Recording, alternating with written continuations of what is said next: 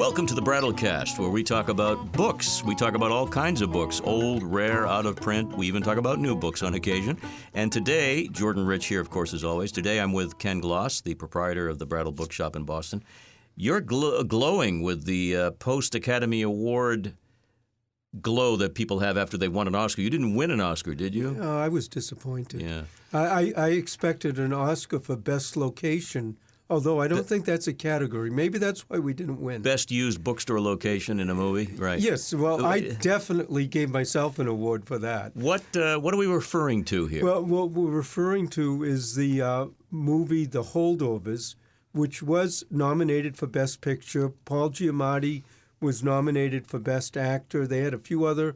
They actually won for Best, I think, Supporting Actress. Supporting Actress, yes. And she was divine. She was great. She was fabulous. Yeah. As a matter of fact, when I saw the movie, I said, wow, she's great. Yeah. But the Academy Awards were this year, but that was filmed in 2023 in the winter.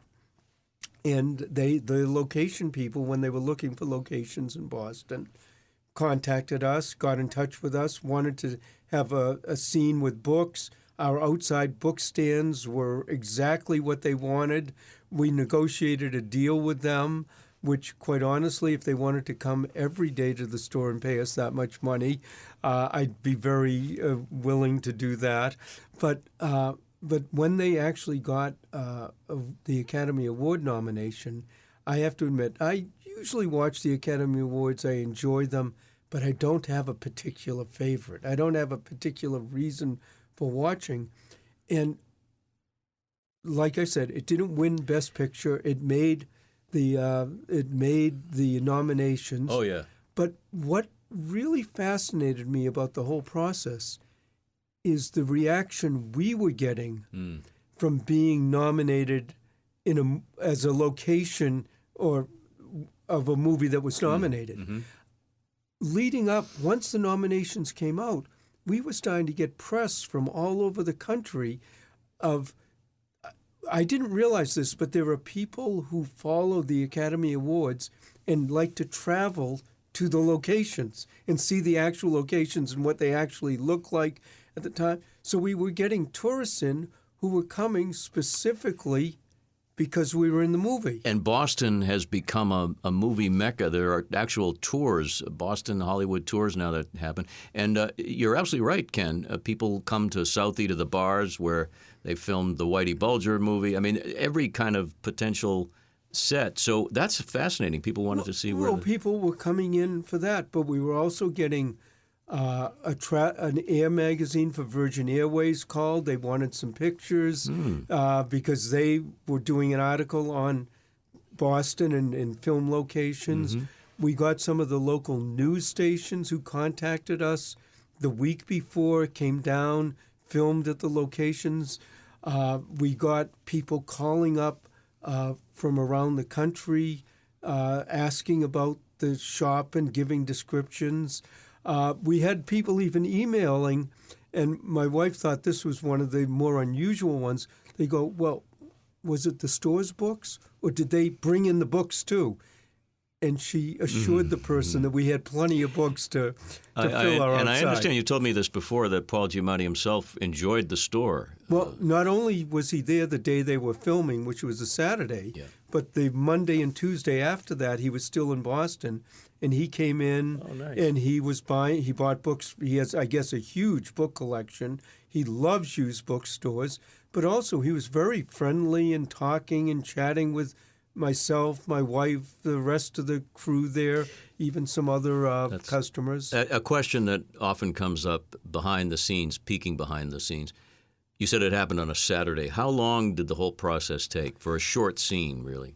The scene took. Actual filming was about a minute and a half, 2 minutes. Mm-hmm.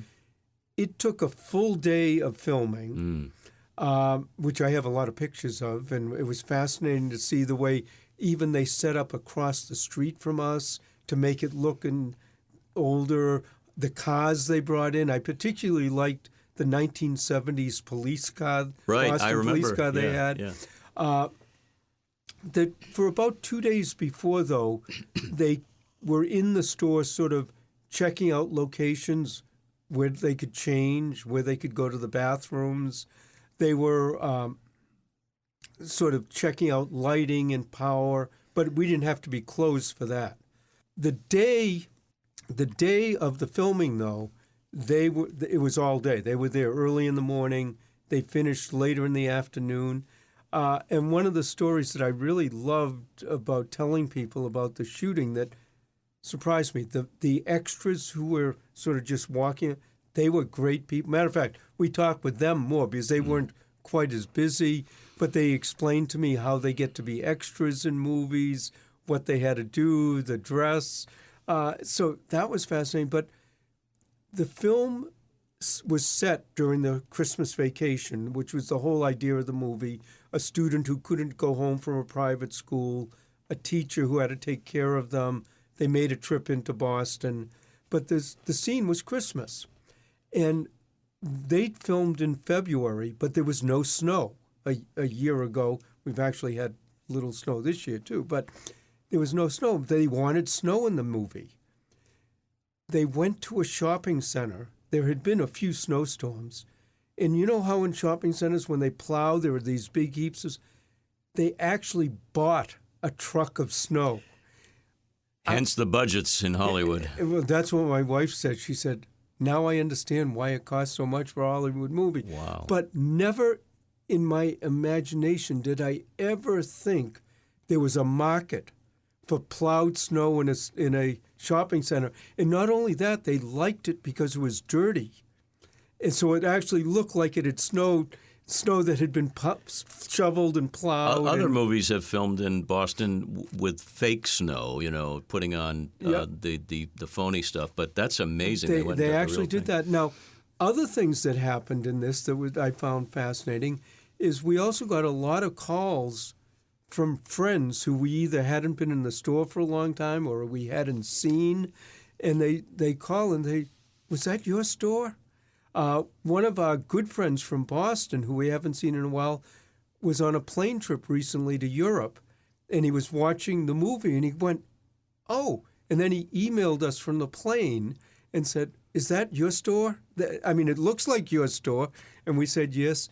And matter of fact, there were even a few people who got in touch with us that we hadn't seen, and one of them, last night, the night before I'm doing this podcast, we ended up having dinner with them for the first time in about 3 years because it was sort of, we've always been meaning to. They saw the movie. They got in touch. We said, we haven't been out together for a while. They said, okay. And, a month or so, we went out to dinner last night.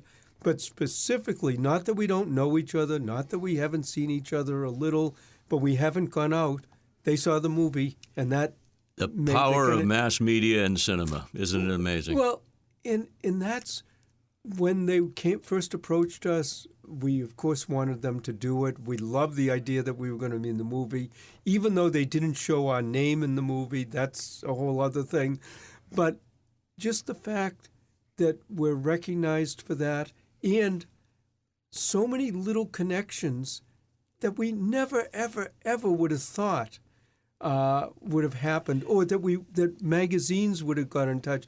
And quite honestly, yes, we did get paid so that we could be closed, but a lot of the extra PR were probably almost worth as much as the payment because it keeps our name out there. Got to tell you that when I saw the film, after you told me you had done the filming there, that's all I was looking for in the movie. I kept looking and waiting and waiting. Where is he? Where's the store? And then when I saw it, I got all excited. Well, but I knew ahead of time that it was coming. Well, I have to admit, when my wife and I first went to the movie, our anticipation was, where is it? Where is it? They didn't cut it, did they?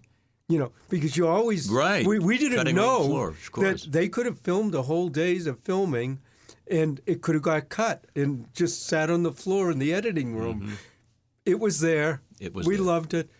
And then they went to the MFA after us. And I thought that was great. They didn't come before. They went after. That's the way it should be. That's the pecking order as far as I'm concerned. Congratulations on all that. And by the way, I love the MFA, too. Oh, yes. No knock on the MFA. No knock on the MFA. And we know many of the people there. But Yeah, they put us on first. An Academy Award-winning story, if nonetheless. It was a great story, and like I say, I'm going to write letters to them that they should have a Best Locations Academy Award. And if the Holdovers had won, I was expecting them to send me at least a miniature. Absolutely. Something, you could put on your dashboard or something. Or take a picture of and say, yeah, we did that.